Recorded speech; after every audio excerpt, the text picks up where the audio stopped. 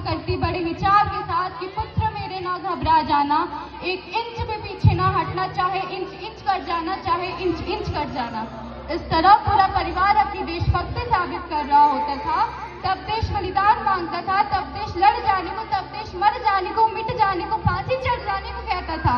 किंतु आज देश बलिदान नहीं मांगता, आज देश लड़ जाने को, मिट जाने को, फांसी चढ़ जाने को नहीं कहता, बल्कि मेरे विचारों में तो एक सच्चा देशभक्त वही है जो अपना काम पूरी ईमानदारी, पूरी मेहनत और पूरी लगन से करता है।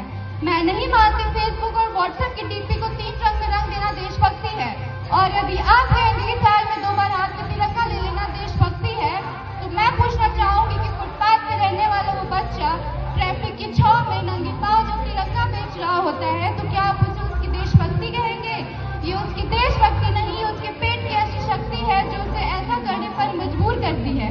क्योंकि न तो मस्जिद को जानते हैं, न शिवालों को जानते हैं, न मस्जिद को जानते हैं, न शिवालों को जानते हैं। जो पेट के भूखे होते हैं वो सिर्फ भोजन के निवालों को जानते हैं, वो सिर्फ भोजन के निवालों को जानते हैं।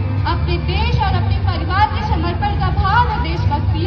हर देशद्रोही के जीवन में आने वाला तूफान है देशभक्ति, ताकि हर देशद्रोही ये समझ सके कि अगर तू परिंदा है तो ये आसमां तेरा है, अगर तू दरिंदा है तो ये शमशान तेरी है। भाईचारे से रहना है तो रह, वरना ये कब्र भी तेरा है, ये कब्रिस्तान भी तेरा है, ये कब्र भी तेरा है, ये कब्रिस्तान भी तेरा है। लेकिन एक देशद्रोही से ज्यादा एक देशभक्ति तब आहत होती है जब एक बेटा अपने बूढ़े माँ बाप को वृद्धाश्रम के चौखट पर छोड़ आता है।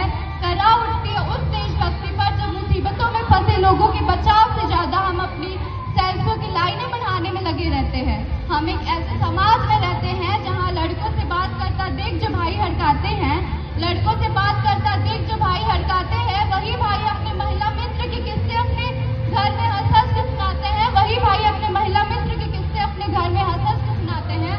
आपको मैं बता दूं कि महिला सुरक्षा के मामले में आज भी हमारा देश 4थे नंबर पर आता है। हम एक ऐसे समाज में रहते हैं जहां पत्थर की मूर्ति को लगते हैं 56 भोग, पत्थर की मूर्ति को लगते हैं 56 भोग। भूखे नंगे तड़पते सो जाते हैं लोग, भूखे नंगे तड़पते सो जाते हैं लोग।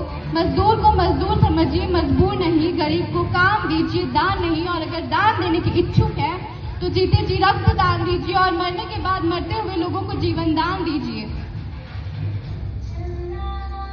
जीवन दान दीजिए।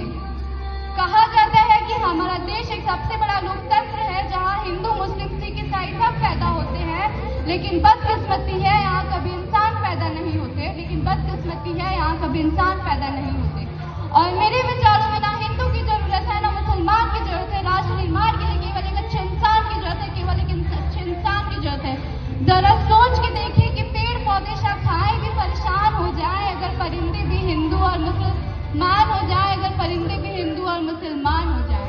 न रब मेरा है, न सरकार मेरी है, न रब मेरा है, न सरकार मेरी है, और न ही इतना सा बड़ा नाम मेरा है।